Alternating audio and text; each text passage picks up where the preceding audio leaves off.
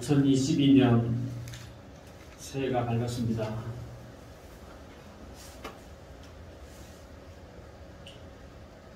어떻게 보면 어제가 오늘이고 또 오늘이 내일이고 뭐가 다를까라고 할 수 있지만 지구상의 인간만이 시간을 사용하고 또 그 시간에 의미를 두고 생각을 합니다. 우리가 살아가는 데 있어서 이 시간이라는 이 시간은 뗄래야 뗄 수 없는 관계를 맺고 살아가게 되는데요. 더군다나 시간은 모든 사람들에게 똑같이 주어진다는 점에서 공평한 것이죠. 누구는 좀 적게, 누구는 더 많이 주어지지 않는다는 것입니다. 모든 사람에게 똑같이 24시간이라는 시간이 주어집니다. 그러므로 그 시간을 어떻게 사용하느냐에 따라서 인생과 또 삶의 질이 달라진다. 결국 인간은 시간 싸움이라는 거예요. 어떻게 이 시간을 싸울 것인가. 우리가 새해 되면 기도 제목을 적어서 내고 그리고 그 한 해의 마지막이 되면 또 그 기도 제목을 살펴봐서 처음 가졌던 마음과 또 한 해를 또 어떻게 보냈는가 라고 하는 것을 비교하지 않습니까? 네, 그런 기도 제목들도 어떻게 보면 다 시간 이야기예요. 한 해의 시간을 내가 어떻게 보냈느냐에 대해서 그게 써 있는 거죠, 사실.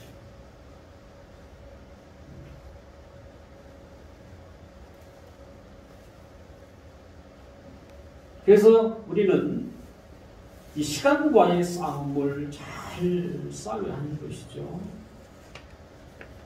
매일 똑같은 양의 시간이 우리에게 주어집니다.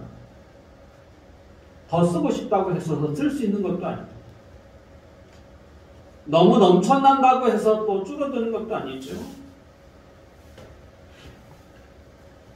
자신이 보기에 나는 시간이 참 많아. 그렇게 생각하는 사람은 그 시간을 알차게 사용해야 합니다. 그리고 어떤 사람은 나는 늘 시간이 부족해 라고 하는 사람은 그 시간을 효율적으로 또는 효과적으로 사용해야 합니다. 어떤 분은 밥을 먹을 시간조차 부족하다고 생각하는 사람이 있습니다. 그만큼 그는 바쁜 사람인가? 잘 생각해보면 바쁜 사람이기보다는 정신없이 살아가는 사람. 어쩌면 일 중독일 수도 있어요.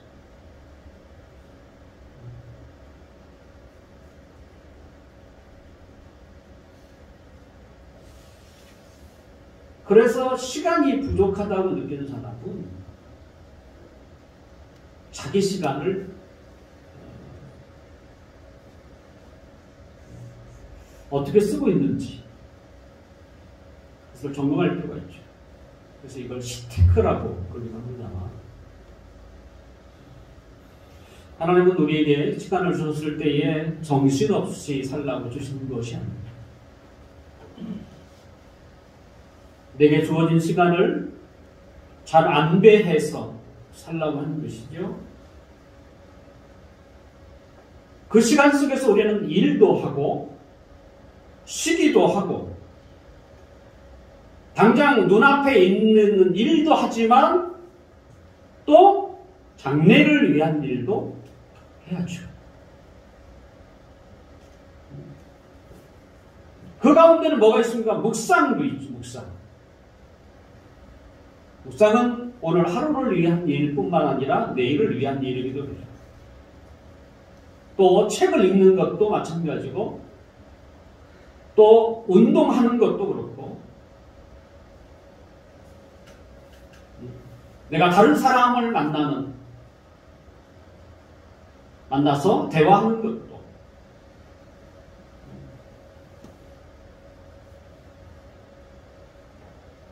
우리에게 필요한 것입니다. 그러니까 하나님이 내게 준 시간을 내가 잘 써야 하는 거예요. 무작정 일만 해서도 안 되는 거고 그 시간 속에 쉼도 필요하고 눈앞에 있는 당장 앞에 있는 일만 해서도 안 되고 안배가 필요해요.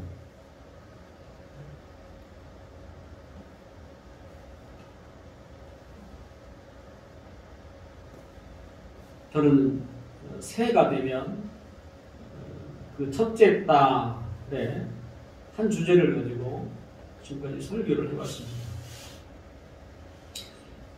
올해가 2022년입니다. 교회가 설립한 지 20주년이 되는 해입니다. 2002년 1월 14일 날 그때는 수원 천빛교회라는 이름으로 교회가 시작이 됐죠. 그래서 20주년이기도 해서 교회에 관하여 한 달 동안 말씀을 좀 살펴보려고 합니다. 처음 교회를 세우신 분은 예수님입니다. 마태복음 16장에 보면 내가 내 교회를 세우겠다. 교회라는 말이 처음으로 등장합니다. 그렇지만 교회라고 하는 이 성격은 구약에는 교회라는 그 명칭을 쓰진 않았지만 다르게 표현돼서 신앙 공동체, 그래서 그걸 때로는 총회라고 부르기도 하고 또는 지역적인 이름, 이스라엘이라는 이름을 부르기도 합니다. 훗날 스데반이 그 많은 사람들 그 공회 앞에 설교를 할 때에 구약의 신앙 공동체를 광야교회라 이렇게 표현하기도 했습니다. 그러니까 구약에 있는 이스라엘 그 신앙 공동체도 교회인 거죠. 구약의 신앙 공동체를 세운 성부 하나님, 또 신약의 교회를 세운 성자 예수님, 그리고 구약과 신약에 있는 그 교회를 움직이셨다, 다스리셨던 성령 하나님. 결국 교회를 세우고 다스리시는 분은 삼위 하나님이다, 이렇게 우리가 말할 수 있는 것이죠. 그래서 교회라고 하는 이 명칭에는 여러 가지가 성경에 소개되어 있는데 살아있는 하나님의 교회요, 이런 표현을 쓰기도 하고 또 그리스도의 몸 이렇게 표현하기도 하고 성령의 전 이렇게 삼위 하나님의 이름이 다 이렇게 표현되고 있다는 것이죠. 그래서 교회라고 하면 우리가 쉽게는 신약교회, 지금 우리가 있는 이런 신약시대의 교회를 떠올리지만 구약에도 그 신앙 공동체라고 하는 것도 교회라고 생각을 해야 합니다. 그래서 구약에 있는 하나님을 믿는 사람들, 또 신약에 하나님을 믿는 사람들, 그들이 바로 교회입니다. 교회는 두 가지 면이 존재해요. 하나는 보이지 않는 것이 있고요, 또 하나는 보이는 것이 있습니다. 예수 그리스도를 믿는 사람들이 교회인데 거기에는 보이는 부분도 있고 보이지 않는 면이 있어요. 보이지 않는 게 뭘까? 라고 할 때 여러분도 그것을 느낄 수 있겠지만 우리가 하나님을 믿는 예수 그리스도를 믿는 그 신앙 공동체에 들어가기 시작하면 이젠 보이는 것도 우리가 싸울 수 있겠지만 불이라든지 죄라든지 이런 거 싸울 수 있겠지만 보이지 않는 것이 있습니다. 그게 바로 영적인 세력, 흑암의 세력이라고 하는 마귀 사단. 어쩌면 이 세상의 어떤 힘보다도 더 강력한 것이 마귀와 사단의 세력. 근데 보이지 않아요. 하지만 우리는 느낄 수 있어요. 이 싸움이 시작되고 있다는 사실. 이런 면에서 교회는 누구예요? 보이지 않는 면이에요. 그리고 보이는 면은 뭡니까? 그게 누구나 다 보이잖아요. 지금. 교회라고 하는 그 이름 아래 함께 모여있는 성도들. 우리가 이렇게 보고 있는 이게 그러니까 결국 교회는 보이지 않는 부분도 있고 보이는 것도 있다. 교회라고 하는 것은 신앙 공동체죠.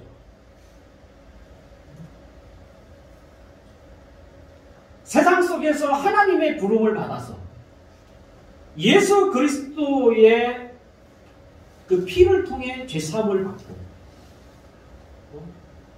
이제 교회라고 하는 그 신앙 공동체에 들어오는 것. 분명 이 하나님의 부름은 개개인이 받습니다. 1대1입니다. 1대1. 제 아버지가 목사님이기 때문에 나도 그냥 교회의 일원이 되고 저절로 그냥 예수 믿는 사람이 되고 이런 의미는 아니에요. 하나님 다 어떻게 해요? 개인적으로 묶어서 그러진 않습니다. 이런 하나님의 부름을 받는 동시에 그는 어떻게 됩니까? 공동체, 신앙 공동체의 일원이고. 그래서 교회라고 할 때는 개인을 두고 교회라는 말을 하지 않습니다. 부름을 받은 자들, 하나님의 부름을 받아 예수 믿는 자들을 그들을 뭐라고 하냐? 교회라고 부르는 것입니다. 그래서 교회를 공동체라고도 부를 수 있어요. 그래서 저희 교회에 그 영어로 이게 표현된 게 뭐냐면 커뮤니티라는 이 단어를 저희 교회가 쓰고 있습니다. 공동체라는 뜻이죠.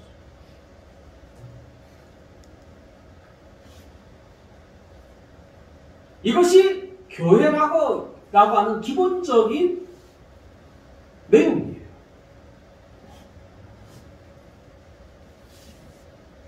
예수님이 이 세상에 있었을 때에 그 제자들에게 그를 따르는 자들에게 자신의 죽음을 예고했어요.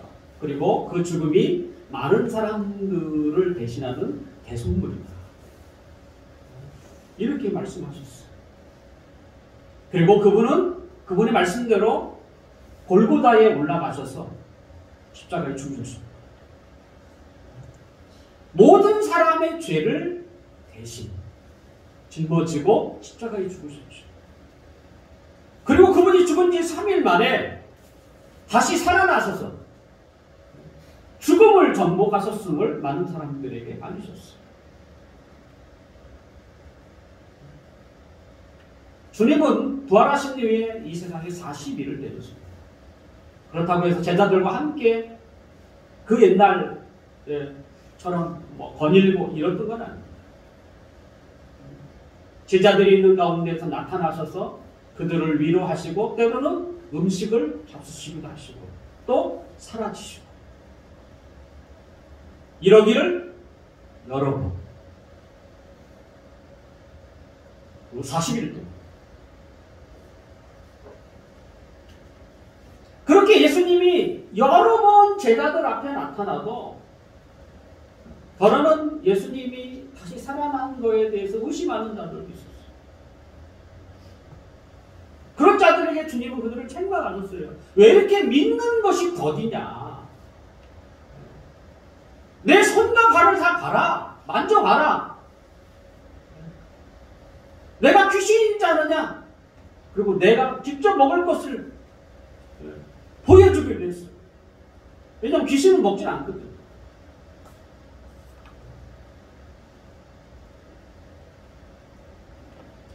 예수님은 그 40일을 계시면서 이제 제자들이 보는 앞에서 하늘에 올라가시기 전에 제자들에게 갈릴리의 한 산으로 너희들 모여라 라는 지시를 합니다. 그 산이 어디 있는지 잘 모르겠어요. 그리고 오늘 우리가 함께 읽었던 예수님의 그 유명한 대사명을 정하십니다. 오늘 본문은 대사명이라고 일컬어집니다. 큰 사명이다. 예수님이 하늘에 올라가기 전에, 하늘에 승천하기 전에 하나님의 백성인 그 대표들, 제자들에게 마지막 남겨주신 말,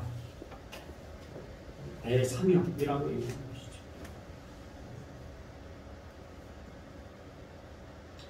저희 교회에 이름이 모르는 사람 없죠? 주토대로 교회.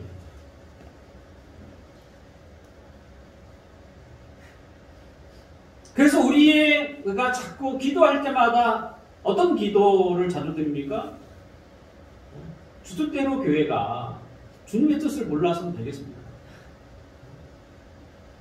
주님의 뜻을 계속 알도록 기도하죠. 그리고 그 주님을 뜻대로 살려면 기쁘시게 하는 삶을 살게 해달라. 이런 기도를 자주 하죠. 근데 그게 그 말을 다르게 표현하면 두 자로 말할 수 있어요. 사명이라는 거죠. 이 교회의 사명. 어디 이 교회에만 사명이 있습니까? 이 땅에서 오신 모든 교회의 사명이 있습니다. 우리가 교회의 사명이라고 하면 누구나 그 사명이 무엇인지를 잘 알고 있어야 돼요. 그러니까 여러분에게 누군가가 교회의 사명이 뭡니까? 라고 물어보면 다 이야기할 수 있어요. 사실. 몇 명 모이지도 않는데 교회의 사명이 뭡니까? 하는데 다 다르다. 그러면 그거 어떻게 하겠죠?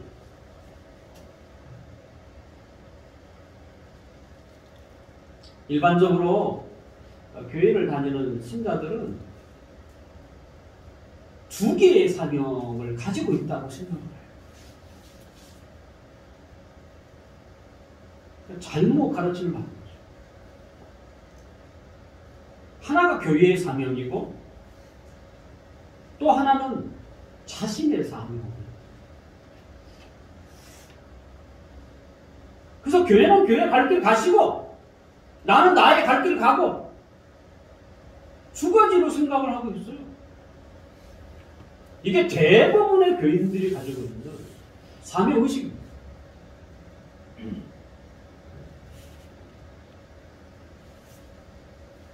하지만 신자는 두 개의 사명이 있는 게 아닙니다. 신자에게는 하나의 사명밖에 없어요.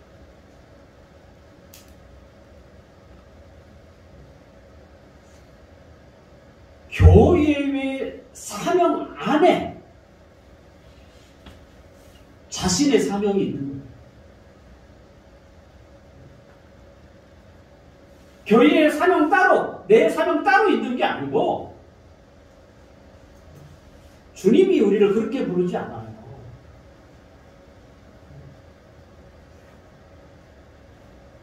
그러니까 이런 잘못된 이런 걸 배운 일이 없어서 그런지 다 따로 노는 거죠. 교회는 그 목사님이나 때로는 전사님 또 그 중역자들이만 하는 거고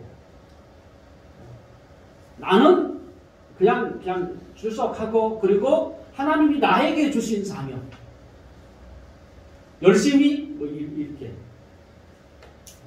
따로 생각하는 것이죠. 성경은 우리에게 그렇게 말한 적이 없어요.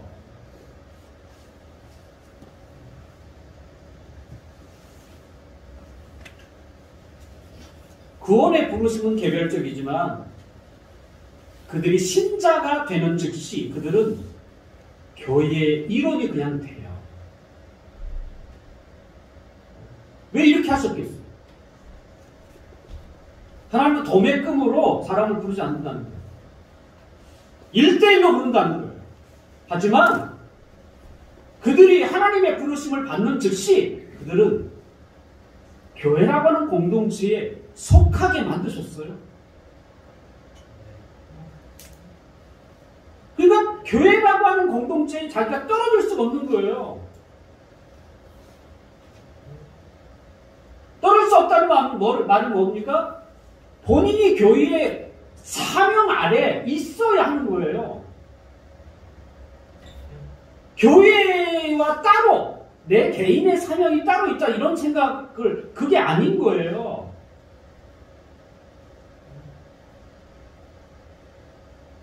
사도 바울 선생님은 신자를 그리스도의 몸에 붙어 있는 지체로 표현했습니다. 지체의 역할이 뭡니까? 몸에 의해서 결정되는 거예요. 몸에서 떠난 지체는 아무것도 할 수 없습니다.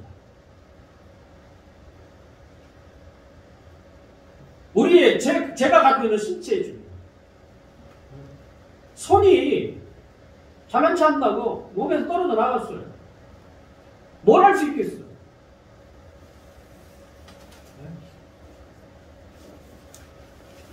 근데 많은 사람들이 어떻게든 이게 떨어져 나가려고 해요. 그래서 자기의 사명을 찾는 거야.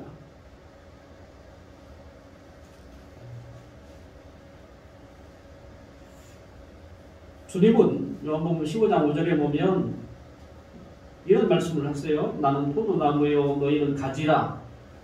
그가 내 안에 내가 그 안에 거하면 사람이 열매를 많이 맺나니 나를 떠나서는 너희가 아무것도 할 수 없습니다. 여기서 예수님은 포도나무로 표현했고 또 예수 믿는 사람을 가지라고 표현했어요. 가지가 그 포도나무에서 떨어지면 어떻게 됩니까? 열매를 맺을 수가 없어요. 더군다나 주님이 뭐냐면 나를 떠나서 너희가 아무것도 할 수 없고 맞죠? 그 죽는 거예요. 포도나무 가지가 나무에 붙어 있어야지. 이 말이 뭡니까? 예수님은 교회의 몸이세요. 교회는 그리스도의 몸이라. 그 몸, 예수 믿으면 그리스도의 몸의 지체가 되는 거예요, 그냥. 그러면 자신의 역할이 어디에 있어요? 그 몸을 생각하지 않고는 자신의 역할이 없어요.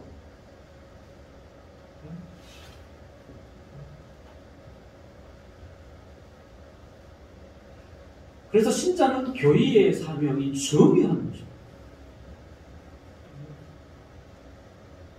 자신의 역할을 알려면 당연히 교회의 사명이 무엇인지는 알아야 돼요. 근데 교회의 사명을 몰라. 그러면 자신의 역할을 모른다는 것밖에 안 돼요.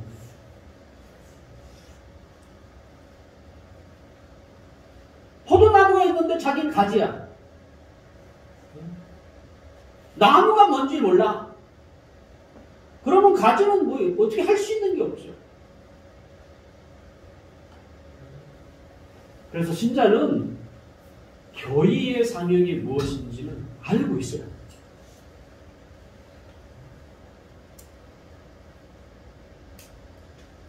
교회의 머리이고 몸이신 예수님이 하늘에 올라가시기 전에 마지막으로 당부한 게 오늘 본문인데요.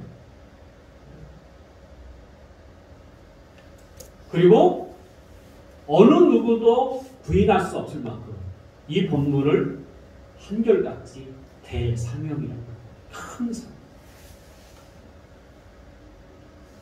그렇다면 우리에게 사명을 주신 분은 어떤 분이세요?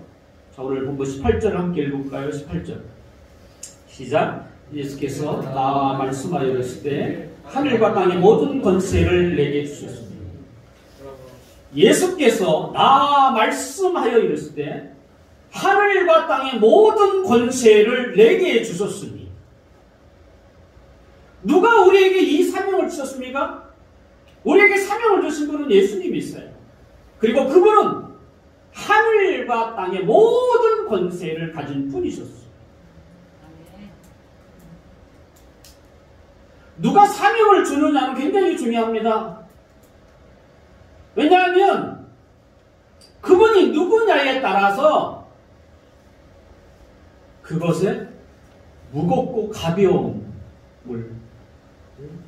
달라지기 때문에 한 나라의 대통령이 저에게 이야기한 것과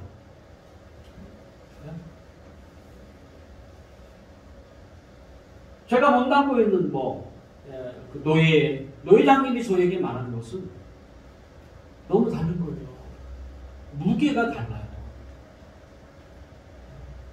그러니까 누가 얘기했느냐는 굉장히 중요한 것입니다. 우리에게 사명을 주시는 주님은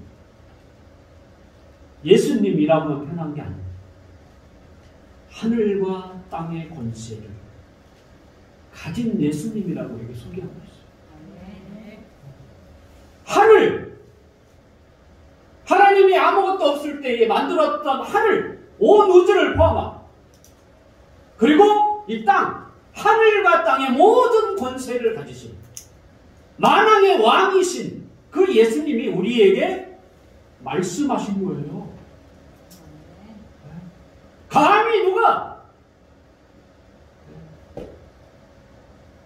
이 사명을 거부할 수 있지? 또 가볍게 여길 수가 있겠습니다. 하늘과 땅의 모든 권세를 가지신 주님이 말씀하십니다. 그분이 우리에게 심부름을 시킵니다. 그게 사명 아닙니다.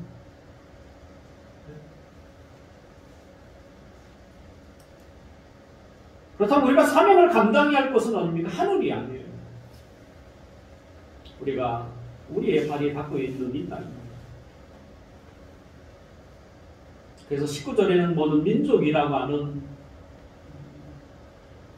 단어가 소개되어 있어요. 이 땅이라는 것이죠. 근데 우리가 이 땅을 이야기할 때는 두 가지로 살펴봐야 되는데 하나는 공간적으로 봐야 합니다. 공간. 제일 가까이서는 같이 한 입에 살고 있는 가족. 그리고 그것을 넘어서 이웃, 때로는 동료들, 더 나아가 민족, 그리고 세계. 이게 공간이라고 말할 수 있어요. 또한 시간도 있습니다. 나와 비슷한 사람, 그 나이대의 사람. 그리고 내 윗세대. 우리가 어르신이라고 하는 그 윗세대. 그리고 아랫세대. 우리는 아랫세대라고 부르지 않고 다음 세대라고 부릅니다.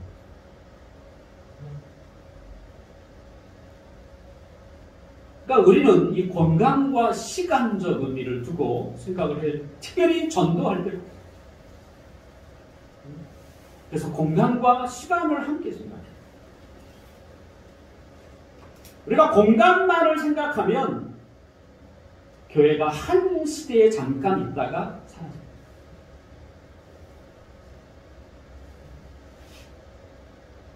다음 세대가 중요한 이유가 뭔지 아세요? 역사의 교회를 남기기 위해서.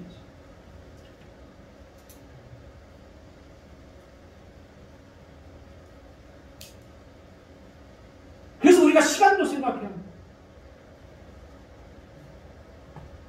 혹시 우리가 전도할 때에 나랑 비슷한 사람만 전도해서는 안 되고, 하물며 어떻게 해요? 나이 어린 다음 세대도 전도해야 할 이유가 뭐냐고요? 교회가 역사에 남아야 합니다. 계속적으로 교회가 그 사명을 지속하기 위해서.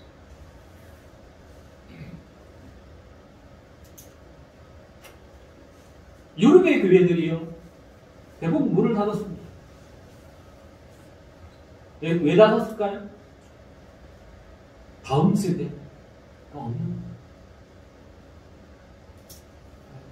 그 화려했던 교회 예배당, 그렇게 웅장하고 번성했던 그 교회. 하지만 그들이 놓친 게 있죠. 다음 세대를 놓쳤어요. 그러면 교회는 역사에 사라집니다.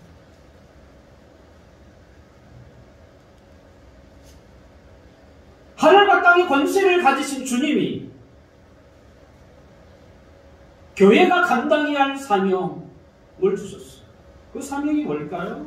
오늘 본문 19절을 함께 볼까요? 19절 함께 있습니다. 그러므로 너희는 가서 모든 민족을 제자로 삼아 아버지와 아들과 성령의 이름으로 세례를 베풀고.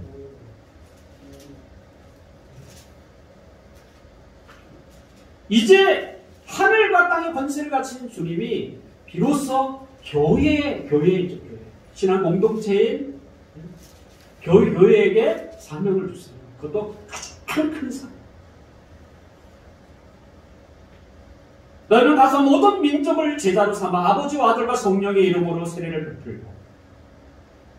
예수님이 주신 사명은요, 하나로 보면 19절과 20절인데요. 한 단어로 이야기하면 예수님의 제자로 삼으라는 거예요.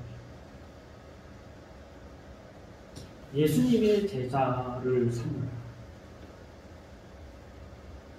이걸 둘로 나누면 세례를 통해서 교회에 들어오게 하고, 그리고 그를 가르치라. 두 가지.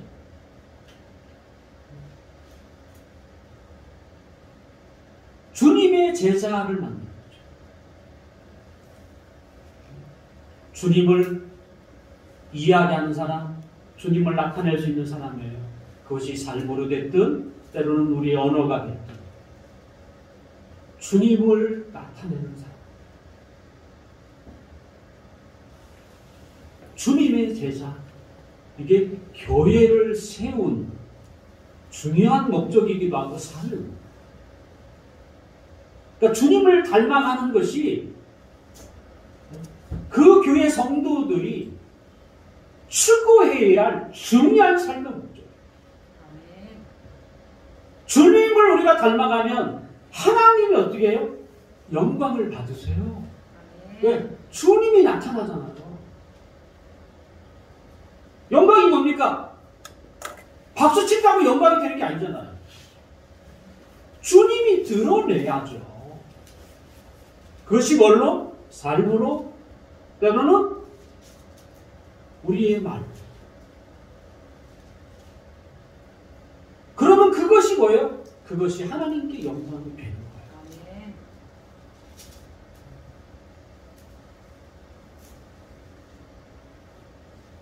그래서 둘로 나누면 어떻게 됩니까? 하나는 세례를 베푸는 일이죠. 그래서 성부와 성자와 성령의 이름으로 얘를 세례를 주려면 어떻게 합니까? 먼저 나가야죠. 그리고 예수님의 증인이 되어야죠. 증인은 뭡니까? 그냥 보고 들은 것을 이야기하는 사람이죠.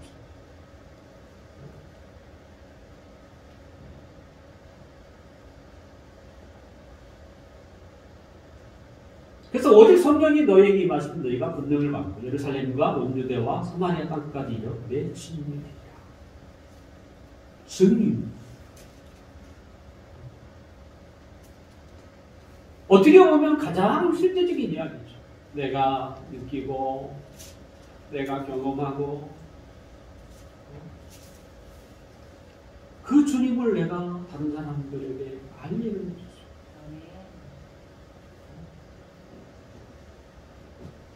우리는 그걸 복음이라고 표현하지만 사실은 우리가 혹시 낯선 사람들에게 복음을 전할 수 있지만 그런 경우라고 할지라도 어떻게 됐든 교회로 나오게 해요. 그래서 교회에 나오게 되면 그가 세례를 받게 되죠. 세례가 뭡니까? 그것은 하나님의 은혜의 공동체 안에 들어온다고 하는 하나의 표시입니다.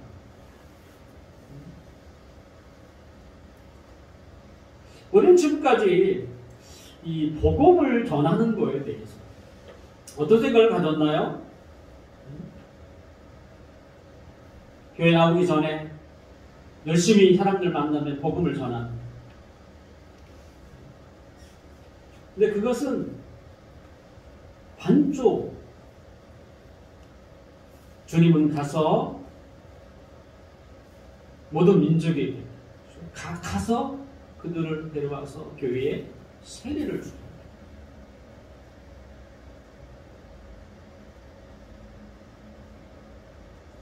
그래서 우리가 복음을 뭐 간단한 복음입니다만 복음을 전하는 것은 어떻게 보면 이례적인 만남, 1회. 지금 만나면 언제 만날지 모르는 이런 경우에 필요할 수 있고 때로는 죽음 직전에 그죠? 뭐 며칠 남두고도 이럴 때 구원의 기회죠. 구원의 기회로서 복음을 전하는. 또 때로는 이 복음이 어떤 사람에게 효과적이냐면 교회는 다니는데 이 내용을 확실히 잘 이렇게 모르는 사람들에게 이 복음은 유용해요. 의외로. 그러니까 안 믿는 사람에게 복음을 전해서 교회에 나오게 하는 것은 사실은 좀 어려운 과정입니다. 어떻게든 나가서 복음을 전하기보다는 어떻게 해요? 교회로 초대하는 것이죠. 그리고 예배를 드리다 보면 뭐가 생깁니까? 믿음이 생기게 돼요. 믿음은 자꾸 들어야 합니다. 들으려고 하면 믿음이 생겨요. 그게 신기해요. 들으려고 하지 않으면 믿음이 안 생겨요. 나는 이렇게 믿음이 없어. 이렇게 탓하면 안 돼요. 왜? 들으려고 하지 않으니까. 들으려고 하면 믿음이 생긴다니까요.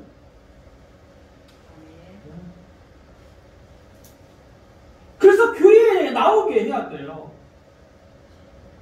그래서 그가 듣고 믿음이 생겨서 세례를 받는 거죠. 그게 1차적입니다. 그 다음에 두 번째 사명이 뭡니까? 두 번째 사명은 아니죠. 하나의 사명이 또 다른 것이죠. 그 다음엔 뭐예요?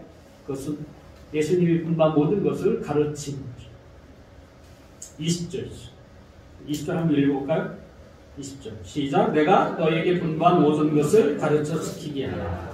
볼지어다 내가 세상 끝날까지 너희와 항상 함께 있으리라 하십니다. 내가 너에게 분부한 모든 것을 가르쳐 지키게 하라.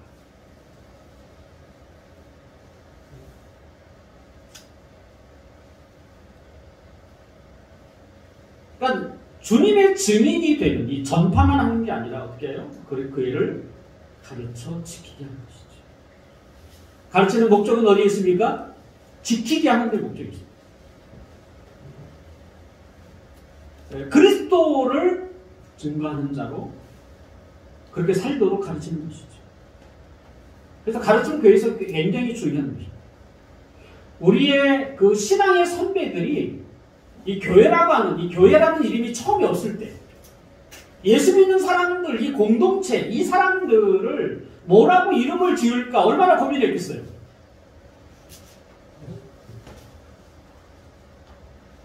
영어로는 뭐 처치 이런 단어도 쓰잖아요. 그런데 우리나라에 처음으로 예수 믿는 사람이 생겨서 그들을 뭐라고 얘기할까? 그들은 교회라고 불렀어요. 이름을 진 거예요. 가르칠 교, 머리를 해, 이렇게. 그들은 교회가 가지고 있는 가르침이 굉장히 중요하게 느껴집니다. 그것은 이 예수님이 하신 대사명과 관련되어 있습니다. 교회는 무엇보다도 가르침이 굉장히 중요합니다.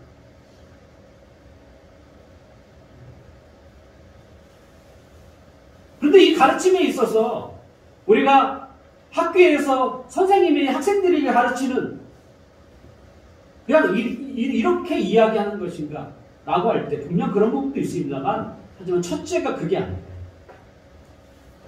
교회에서 가르치는 가장 중요한 점은 뭐냐면 그 내용을 하나님이 확인하셔서 왜냐하면 하나님이 내가 한 말인지 확인을 해야 되잖아요. 학교 선생이야 막 가르치면 되지만 교회는 다른 것입니다. 그 말씀을 가르치는 그 텍스트가 성경이기 때문에 하나님이 그것을 확인하셔서 그 가르침 속에 성령님이 역사하는 것. 이게 중요한 것이에요. 그냥 가르치라는 얘기가 아니에요.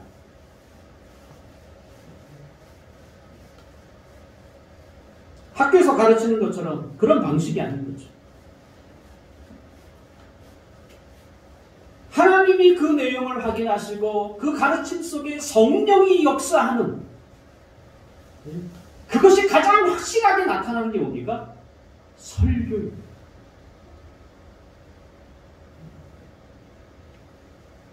설교는 주일학교에서 분반 공부랑 다른 겁니다.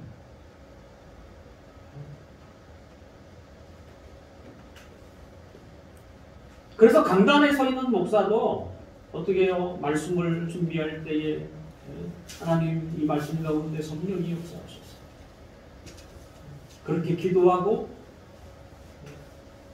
또 이 말씀이 하나님의 바른 말씀인지를 살펴서 그렇게 전하는 거예요.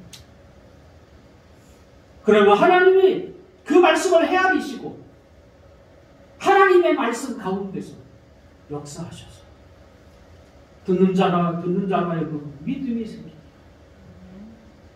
믿음이 생기면 그 삶이 바꿔집니다. 믿지 않으니까 삶이 안 변하는 거예요.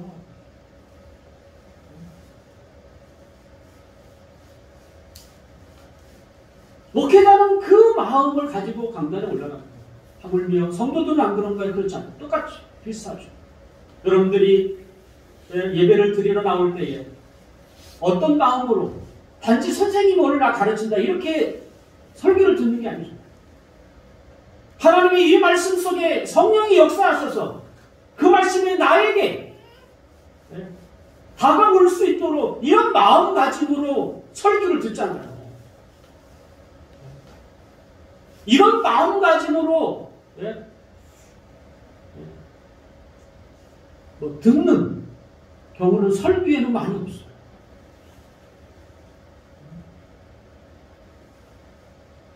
우리가 작년 한 해 동안 저도 성경 전체를 다 로버트 매치의 성경을 통해서 읽었습니다만 분명 성경을 읽을 때도 우리에게 감동이 되는 게 있습니다.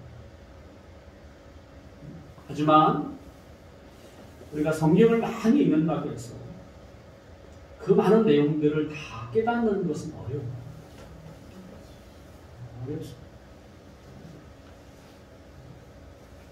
그러므로 어떤 거예요? 설교가 굉장히 중요해요. 전하는 사람도 중요하고 또 그 말씀을 받는 사람도 중요해요. 가르쳐 지키기 하라. 이 가르침 속의 설교가 가장 중요해요. 그래서 그들로 하여금 지키게 하라. 지킨다는 게 그리스도의 제자가 되는 거죠. 믿음이 생기면 그 믿음대로 살게 되죠.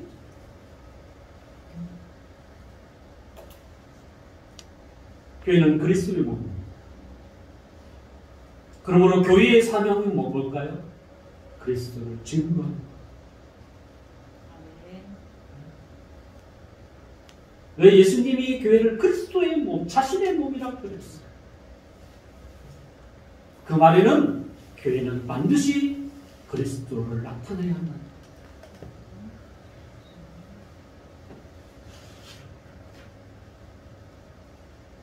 예수 그리스도를 믿음으로 그들이 그리스도의 몸 안에 들어가서 그리스도의 가르침을 받아서 그리스도를 나타내는 것입니다. 그리스도를 나타내는 자가 바로 예수 그리스도의 제자입니다. 제자 훈련을 받아야 주님의 제자가 되는 게 아니에요. 하나님의 말씀에 따라 살아가는 자가 예수님의 제자죠.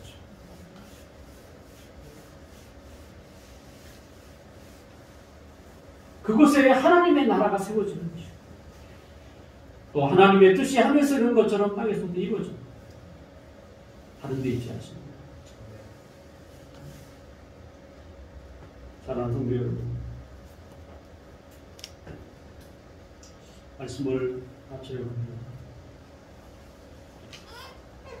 교회는 어려운 이유 굳이 할 수도 있습니다. 때로는 학생들에게 장학금을 줄 수도 있습니다. 또는 기독교 정신으로 인재를 좀 키우려고 대학학교를 세울 수도 있습니다. 하지만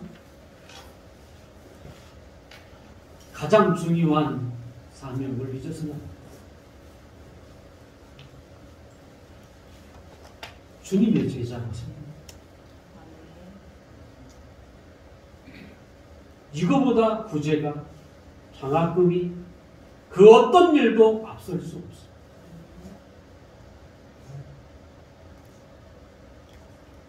사람들에게 주님의 증인이 돼서 사람들을 교회에 오게 해서 그들로 하여금 설교 듣고 믿음 생겨서 세례를 주고 그들을 잘 가르쳐서 그들도 주님의 증인, 주님의 제자로 살아가도록 합니다.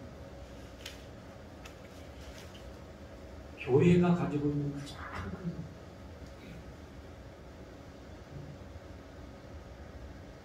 근데 얼마나 많은 교회들이 중요한 사명을 모르는 거죠.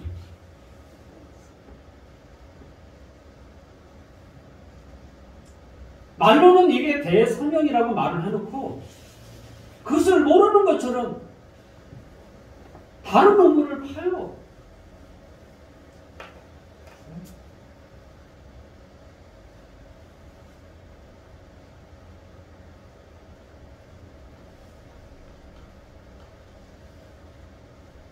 저 뜻대로 교회는 주님이 우리에게 명령하신 이 사명을 결코 가볍게 여기서는 그 사명을 마음에 새겨서 그 사명을 감당하는 일에 교회가 힘써요. 다른 것으로 돋보이는 교회가 아니고 이 사명을 잘 받들어서 그래서 한 사람 한 사람이 주님의 제자로 살아가는 것 그 일에 교역자든 성도들이든 한 마음으로 최선을 다해야 합니다. 분명 동참하는 방법은 자신의 환경에 따라 다를 수 있습니다.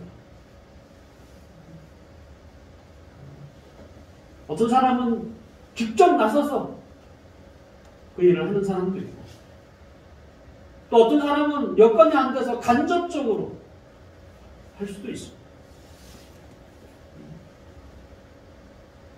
어떤 방법이든 간에 교회의 사명이 이것이다 라는 것을 우리가 알고 그 사명에 동참하셨습니다.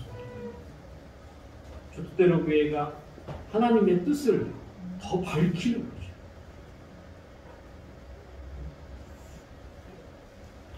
그래서 이런 교회를 하나님이 인정하시고 이런 교회를 하나님이 복 주시는 것을 더 많은 교회로 하여금 도전받게 합니다.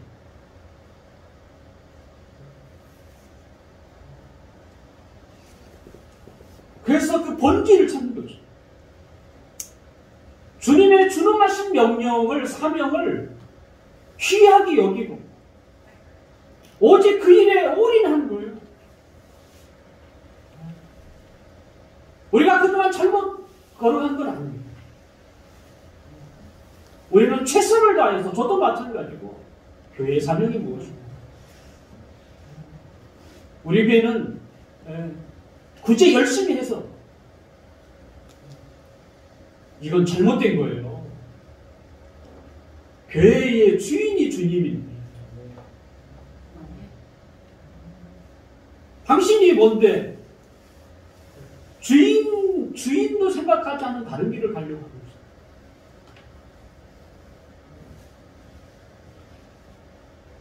주님이 뜻이 여기에 담겨있죠. 대사명. 혹시 누군가가 교회의 사명, 그것이 주뜻대로 교회의 사명이라고 불러도 상관없습니다만 뭐라고 하냐면 이걸 여러분들이 되실 수 있습니다. 이 땅의 모든 교회가 함께 추구하고 걸어가야 할 긴 거예요. 우리 교회만이 아니에요. 교회의 이름이 다 다를지라도 그건 상관없어요. 하지만 사명은 하나밖에 없어요. 이것이 이렇게 걸어갈 때 교회가 참 교회가 돼요. 또 그 안에 그 사명에 함께 동참하는 우리 한 사람 한 사람이 그게 살아가는 기쁨, 영광, 보람이고 그게 성공이에요. 이 놀라운 은혜가 이 교회를 통해서 또 여러분의 삶을 통해서 아름답게 이 세상에 나타나기를 주님의 이름으로 축원합니다.